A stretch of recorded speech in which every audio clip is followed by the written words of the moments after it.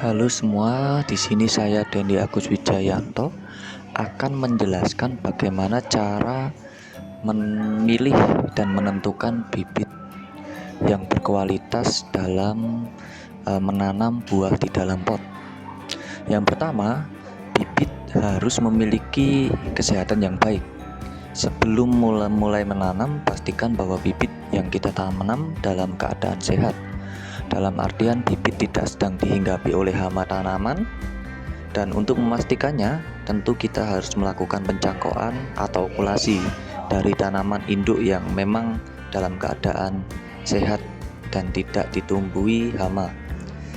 Jika tanaman induk dalam keadaan sehat, maka bibit yang didapatkan pun juga akan sehat. Setelah menanam pun harus selalu menjaga kesehatan bibit dari hama dengan melakukan penyemprotan insektisida secara berkala dalam periode seminggu sekali. Kemudian yang kedua, bibit berasal dari tanaman induk yang sudah cukup umur. Sebelum memulai menanam bibit yang didapatkan secara vegetatif, maka pastikan bahwa bibit yang kita dapatkan berasal dari tanaman induk yang sudah cukup umur. Maksud dari cukup umur di sini adalah tanaman induk telah mengalami proses pembuahan setidaknya 3 kali semenjak pertama kali ditanam.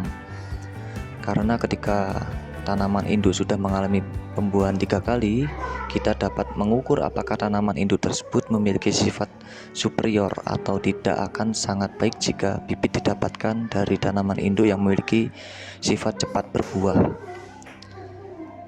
Yang ketiga, bibit memiliki sistem perakaran yang kuat.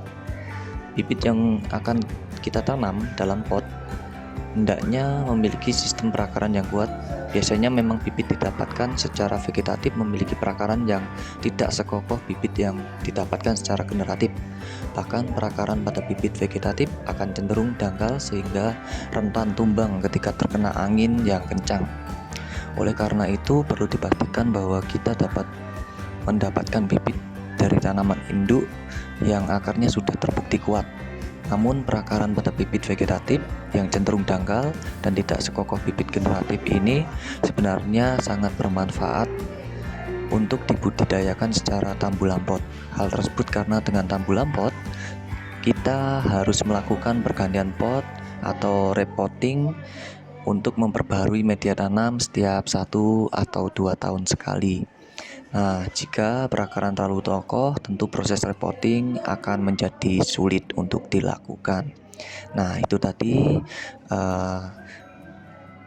cara untuk memilih bibit yang berkualitas dan sekian dari saya.